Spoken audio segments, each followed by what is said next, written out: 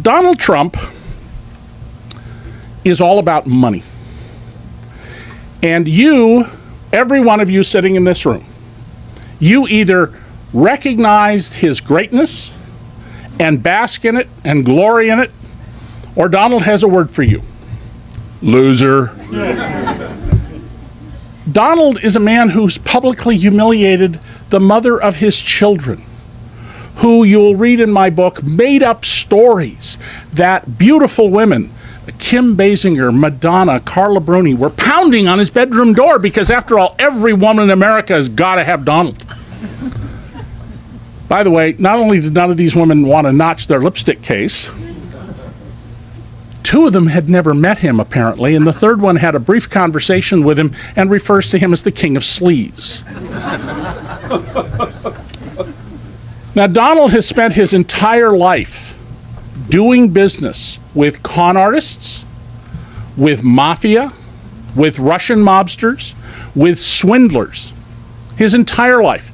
Not surprisingly, since his father, Fred Trump, a very industrious guy who also was a profiteer on post-World War II housing projects, had a business partner, Willie Tomasello, who, according to law enforcement reports and the New York State Organized Crime Task Force, was an associate and a front for the Gambino and Genovese organized crime families. So Donald, not unsurprisingly, after graduating from college, where, you know, he keeps saying nobody's ever seen President Obama when he went to Colombia. Like, you know, the women who've been interviewed about the dates they went on with him and the people who played basketball with him. None of those people apparently exist to Donald. Hardly anybody saw him at Penn, although I did interview Candace Bergen, who told me that they did go on a date, which, as she put it, ended early.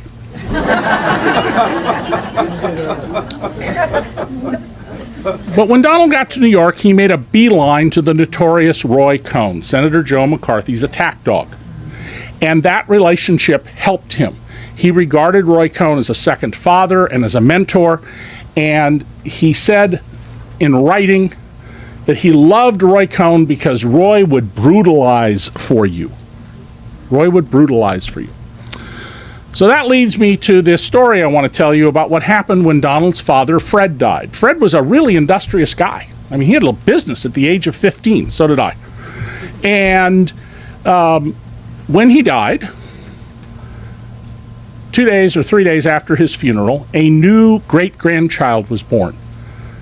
A descendant in the line of Freddie Trump Jr., who had died early.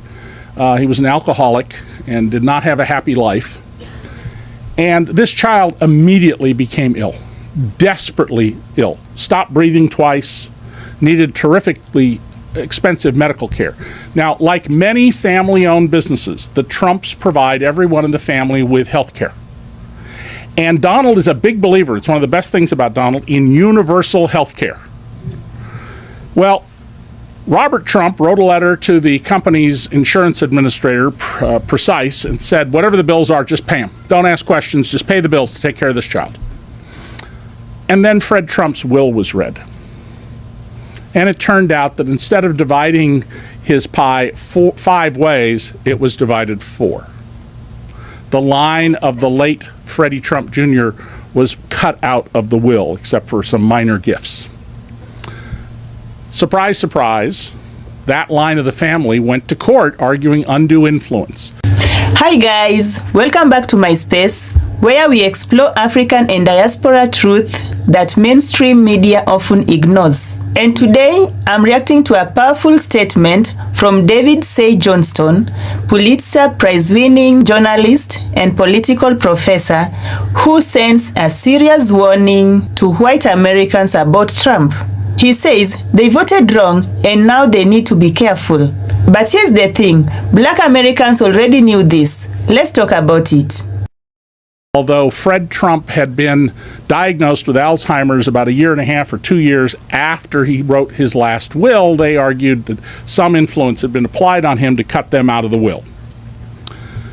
The reaction to this by Donald Trump was that he immediately cut off all health care for this child.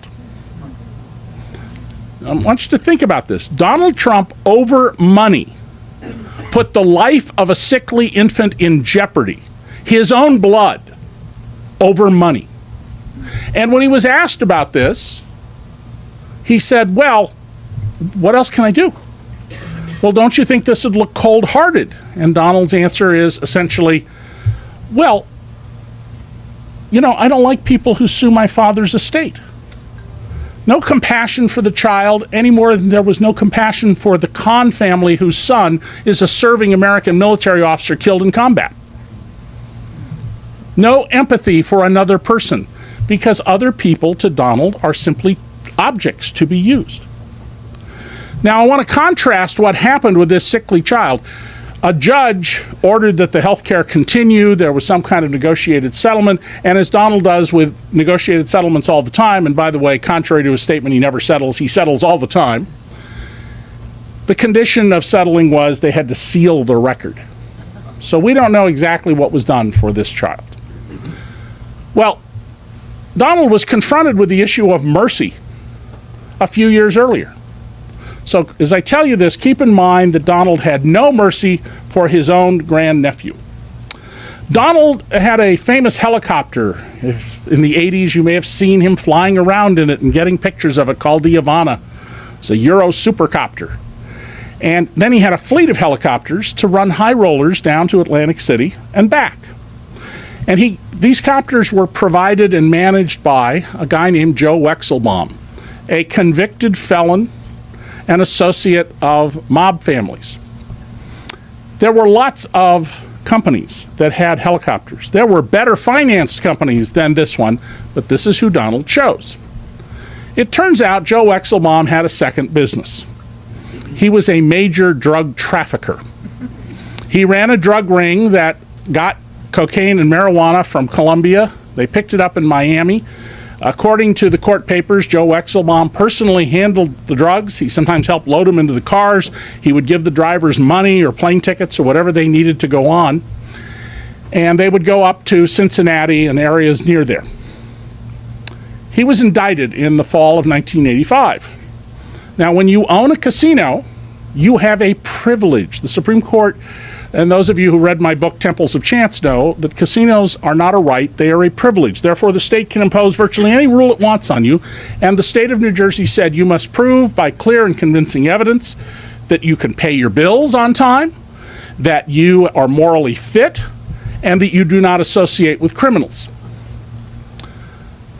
Well, Donald didn't get rid of Joe Wexelbaum's helicopter company at this point. Joe Wexelbaum then agreed to plead guilty. The DEA had him cold. And he asked that his case be moved either to Miami, where the drugs began and he had a home, or New York City, where he lived. The case instead was moved to New Jersey, which neither the prosecutors nor the defense lawyer have ever been able to explain. And it came before, out of the more than 800 district court judges in America, Judge Marianne Trump Berry, his sister. Now, Judge Berry is required to recuse herself from this case, and she did about 3 weeks later. But just think about the conversation that went on here. She goes to the chief judge and says, I can't handle this case with this big drug trafficker because my husband, who's a lawyer for my brother's casinos, he flies in those helicopters all the time, and I fly in those helicopters, and you're the chief judge saying, I got a federal judge flying around in a drug trafficker's helicopters. Potential here for real embarrassing things to happen for the federal judiciary. Donald, meanwhile, shows his mercy to this man. He writes a letter pleading for him to get a short sentence, calling him diligent, saying basically he's a stand-up guy, who should be treated lightly by the courts. When the New Jersey Division of Gaming Enforcement goes to ask Donald about the letter, he says, I don't know what you're talking about. You could construe that as a cover-up, certainly as lying. So they go back and get the letter that they didn't have. They show him the letter, and Donald says, yeah, that's my signature. End of inquiry. Not, why are you doing business with this guy? Why did you do business with this guy? What other business relationship did you have with him? What's going on here? They did ask a few questions about, and you'll read in the book, an apartment that Joe Wexelbaum and his brother rented under rather unusual circumstances, an apartment in a different building than Trump Tower, but that was owned personally by Donald Trump. Well, Joey Wexelbaum comes up for sentencing before the new judge. He gets a very light sentence, and 18 months after he walks into prison, he walks out. He also says he has no money, he can't pay his fines. By the way, the people who drove the drugs, the little fish, 20 years. Up to 20 years. So Donald's letter seeking mercy worked. This big drug guy, he got a light sentence. Now think about that not only in the context of his not showing mercy, but rather brutality toward this sickly child who's helpless. But in terms of all of Donald's attacks about murders and rapists and drugs and, you know, in the black communities of America, he basically has said nobody has a job and everybody has crime and no one has an education. Think about those in the context of that. By the way, when Joe Wexelbaum came out, he said he didn't have money to pay the fines that he owed that were imposed by the court, but he did move into a $2.4 million apartment in Trump Tower. Now, all throughout his career, Donald Trump has been the subject of lawsuits. He cheated employees, he's cheated vendors, he has been accused of swindling investors in projects that his name was on. He's settled many of these cases and had them sealed, so we don't know exactly what happened, but we have his testimony in many of these cases.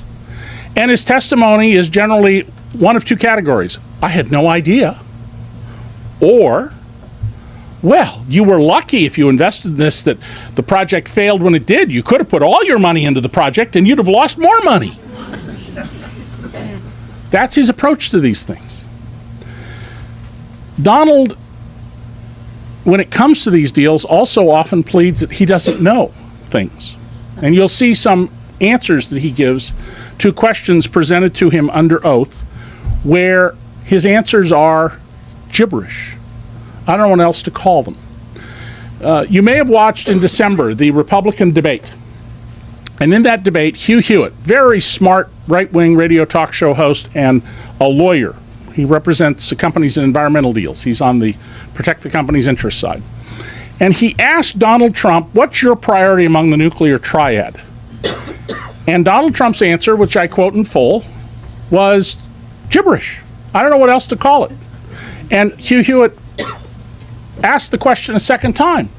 And Donald says, oh, nuclear, that's like it's so massive and impressive. You know, it's like it's a big deal. And Hugh Hewitt says, Senator Rubio, same question. Well, let me first, Hugh, tell the American people what the nuclear triad is if they don't know. It is the ability of the United States military to deliver nuclear weapons from submarine-based missiles, land-based missiles, or bombers. When you got to be schooled by Marco Rubio, you don't know much. But here's the thing that my wife and I were watching that debate, and I said that should be the lead item in the coverage of the debate tomorrow by everybody, that this is this most crucial matter of your finger on the button, and Donald doesn't know anything. And I said, however, my guess is it'll get minimal mention. Well, actually, a lot of the stories didn't even mention it. They completely missed it because politics reporters cover the horse race. They don't cover policy. They don't know what the nuclear triad is, nor did they know the significance of this question. But here's what turns out people didn't know that's in my book. Hugh Hewitt asked the exact same question 4 months earlier on his radio show. So Donald had 4 months to get schooled on this. And I ran into Hugh here in Washington a couple of weeks ago. Never met him before. And he didn't know about my book. And I told him this story. And he says, yeah. He said, boy, he had 4 months to get ready for that, didn't he? And he didn't do a thing. Donald doesn't know anything. All you have to do is actually step back and listen to what he says. I'm going to tell Nabisco and Ford they can't build a factory in Mexico. It's not within the powers of the President of the United States to go around telling corporations where they're going to spend their money. And where are the principled conservatives on this issue? Can you imagine if President Barack Obama came out and said that? Donald Trump, through his companies, owes millions and millions and millions of dollars to the Communist Chinese Bank of China, which is essentially controlled at the end of the day by the 9 thugs who lead the government in Beijing. Can you imagine what would happen if Hillary Clinton, it turned out, had a credit card from the Bank of China? Donald Trump has received millions and millions of dollars from Russian oligarchs. One of his sons has said, oh yeah, they're one of the biggest sources of money that we have. I don't know how many of you saw, but there was a really terrific, well-done story in the New York Times a few days ago about all the people who are enemies of Putin, either oligarchs or journalists, who've been murdered. And down in the story was this little line that the Duma had passed a law so that Putin could kill people outside the country. Now, we've killed a few Americans outside the country, but they're people who've declared themselves enemies of the state. And you can argue whether that's right or wrong, but look at what Putin's doing. They're poisoning people and poisoning innocent people in some cases, having people shot. If you're an oligarch in Russia, you're either a friend of Vladimir Putin, or you're in jail, or you're living in fear and trying to get out of the country. Donald Trump keeps advancing Vladimir Putin's objective: weaken or destroy NATO.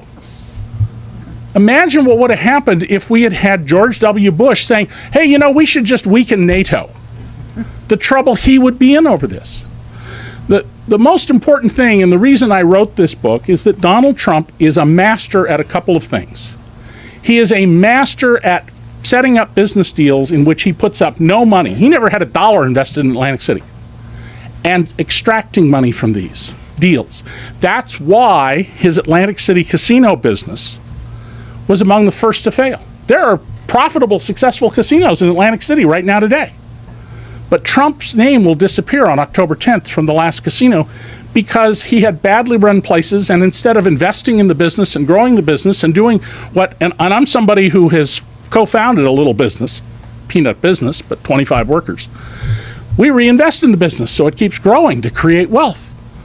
Donald Trump, pull money out as fast as you can. Pay no attention to the welfare of the business. Just get cash. When Donald Trump filed bankruptcy and stiffed all these contractors, some of whom their businesses failed, many of whom for years struggled to keep the doors open because they felt an obligation to their employees, Donald demanded big, huge fees be paid to him during the bankruptcy, or he would tie them up in litigation. And so they paid him. Until in the 4th bankruptcy, they paid him to go away. Donald is the most masterful manipulator of the conventions of journalism I have ever seen. Donald understands, first of all, that most journalists are very good at accurately quoting people and accurately getting other sides of the story and quoting them, but have no deep understanding of what's going on. And he exploits that. He knows that the tabloids, especially Rupert Murdoch's New York Post, have no real regard for any set of facts. They'll take a good story any day of the week. So he plants a story that his longtime mistress, whom I knew about long before anybody wrote about her, but I didn't regard it as a story. Billionaire has mistress. No, plane takes off in Washington, lands in LA. Not a story in either case. He plants this story with a big picture of his smiling face on the cover of the Post. Best sex ever. Marla Maples, by the way, as you'll read in the book, has disclaimed that statement. She didn't make it. He creates this image of himself as this Midas. It's all a fraud. It is a fraud. There's nothing there. And I know some of you are going to want to ask, how much is he worth? And I'm going to tell you, I don't know, but I know he's not worth, as he said in a matter of days last year, 8.7 billion, 10 billion, more than 10 billion, 11 billion. What I do know is what Donald said under oath when he had to answer questions about how much are you worth. And he said, well, it depends on my emotional state. And the lawyer goes, excuse me, the lawyer who is now the head of enforcement at the SEC. And he asks a little further, and Donald says, well, yeah, I mean, it depends on how I'm feeling that day. That's, what's happening in the world and how my mood is. That's how I determine my net worth. Now, if this guy wasn't running for president of the United States, I think we'd all agree, that's crazy. That's absolutely crazy. That is, nobody does it that way. And throughout his life, Donald has gotten away with this because almost nobody challenges him. Wayne Barrett, probably the best reporter who ever worked in New York City, who got onto Donald very early on and wrote about him at length in the Village Voice, and who, despite working at the Village Voice, had the most extraordinary law enforcement sources of any reporter I've ever known. And I and a guy named Neil Barsky at the Wall Street Journal, until Donald pulled a trick on him and he got fired, we're basically the only people really examining Donald. Everybody else, he was a good story. Why are you going to do a bunch of work for? Donald said this thing, and it's a good story. And we would say, yeah, well, let's go look up the records. And we would question what was going on there. So before we go to questions, I want to get across to you that the person you have seen, the image created by Donald Trump with the complicity of our major national news organizations, who are utterly failing in their duty with a few notable exceptions. The Washington Post has tried pretty hard. One TV reporter, Katie Tur, has at least asked the tough follow-up questions on him. By and large, Donald Trump has gotten from the press what he wants, to create this image that he is the modern Midas, that, as he said, I alone can save you. That's not the statement of a leader of a free people in a democracy. That's the statement of a would-be dictator. He has said, I love the blacks. And you would think most journalists, even white journalists, would have enough sense to say, boy, that's an interesting way to phrase that statement. And they might want to go look up the times that Donald has been found to have engaged in discrimination against blacks and women and Asians. Found to have done so, been fined for it. They're not doing that. Why is he on all the time? Why has he gotten what by the last measure I saw, was more than $4 billion of free media? Because he's like a train wreck. People won't turn away from the TV. Fox News has put out the story that when they turned off Donald, people turn off their TVs and or go to another channel. This is no way to run a democracy. This is serious business. And unlike Donald Trump, who can say in his TV show something totally contrary to sound business practice, and I say this as somebody who, I teach graduate business students and law students part-time, you're fired. He can't fire the dictator in North Korea. He can't fire the Speaker of the House. He can't fire a federal judge who issues an order he doesn't like. Donald Trump tells you he has this sort of vague plan. He's going to build a wall. He's going to get the trillions of dollars, or certainly many hundreds of billions of dollars needed, however he does it, because he's changed slightly now, to round up people in the country illegally. Not the people, by the way, I describe in my book who worked for him and who he cheated out of their wages. But round them up, and other things he's discussed, that he can't do it unless Congress passes legislation allowing him to do that and providing the money. Have you ever heard of a president of the United States picking a fight with the Speaker of the House and then appointing to run his campaign a guy like Steve Bannon, who says at Breitbart that Paul Ryan is a double agent for Hillary Clinton? This is craziness. So I want to take questions from you. I hope that you will read the book. It's a quick read because it's written in news style. There are 44 pages of notes at the end so that you can look up stuff if you don't believe me. My personal email is in the book, and a few people have gotten a hold of me in case people have questions about what material comes from. And I will just leave you with this last point.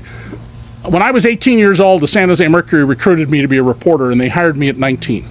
And throughout my career, I have broken stories where people told the editors at the Mercury and at the LA Times and at the New York Times, that's just crazy, that can't be. When I said that the police chief in LA was assigning officers to sleep with women to get political information, that can't be. That they were committing crimes and started a riot, can't be. Had officers undercover in Moscow and Havana. Subsequent events, it all came out to be true. The police chief, in fact, himself bragged in his autobiography that LAPD had undercover officers in Moscow and Havana. And in 50 years at this, where I've accused people of murder, Jack Welch gave up his retirement perks, the head of Ernst & Young lost his job, President Bush made his only tax policy change, the Clintons changed how they filed their personal tax returns, every bit of the work has held up. It's been scrutinized all over the place, and it's held up. And in this book, you're going to find stuff that will hold up, And I only wish I'd had 5 weeks to do the book because there's a whole much more I wanted to put in there. Thank you. So the microphone is over here. And the only thing I'd ask you to do is, if you're going to come up to the microphone, ask a question. Think about what you want to do and ask the question, because a bunch of people are going to want to ask questions, and I want to do as many as we can.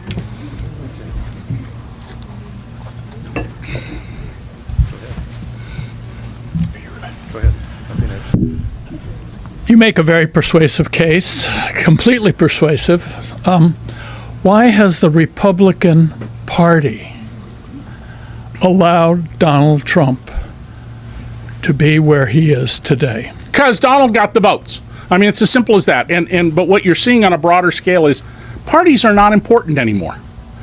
What's important, and Citizens United really hammered this home, is it's the people who are financing the campaigns, these very narrow groups of people in the country who are financing campaigns.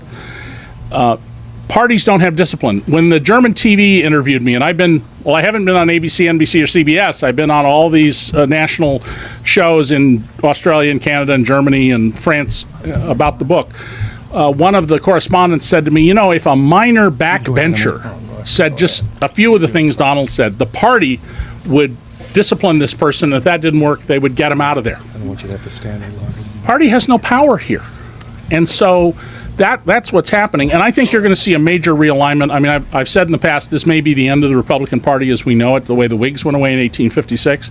But they're going to have a major realignment. And those Republicans who have not separated themselves from Donald Trump, Glenn Beck said the same thing last night on Lawrence O'Donnell that I've been saying.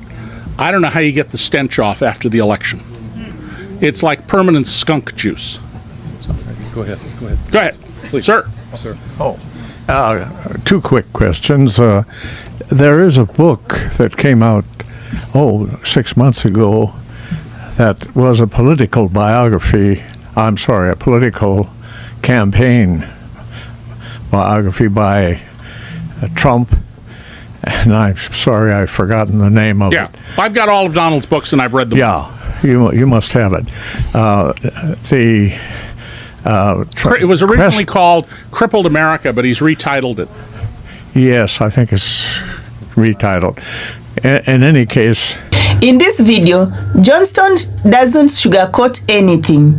He wants that white Americans, many of whom supported Trump, made a dangerous decision. And the consequences is not just political. They are social, cultural, and deeply racial. He says white Americans are voting against their own future out of fear and denial of reality. My immediate thought is, black people have been saying this. Since 2015, black communities were warning that Trump wasn't just another politician. He was a symbol of white backlash, racial dog whistle, and anti-black policies hiding behind slogans like, "Make America Great Again." And the truth is, black Americans have always been politically aware. From the civil rights movement to the Obama era to Trump, black folks in America have lived the reality of systems that weren't built for them. That's why nearly 90% of black voters rejected Trump in both elections. They saw the danger, they felt the language. For them, it wasn't about taxes or border walls. It was about survival, dignity, and truth. So, when David C. Johnston now says white Americans voted wrong, he's confirming what black communities already knew. As part of the African diaspora, we have to look at this beyond US borders.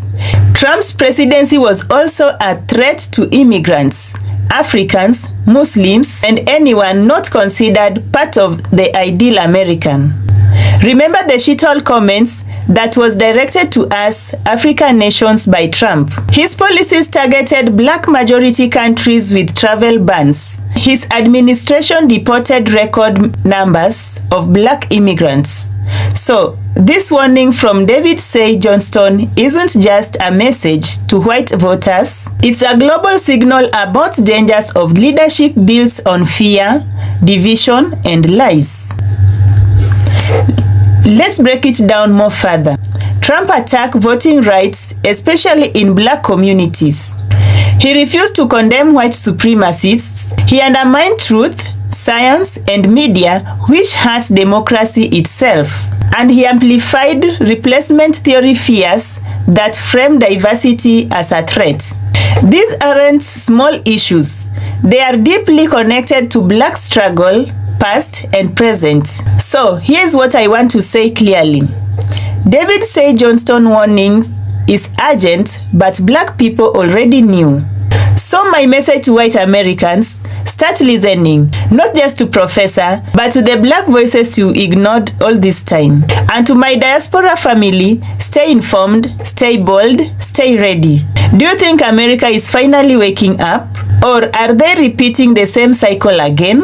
Don't forget to like, subscribe, and follow me. This is Mercy Realities.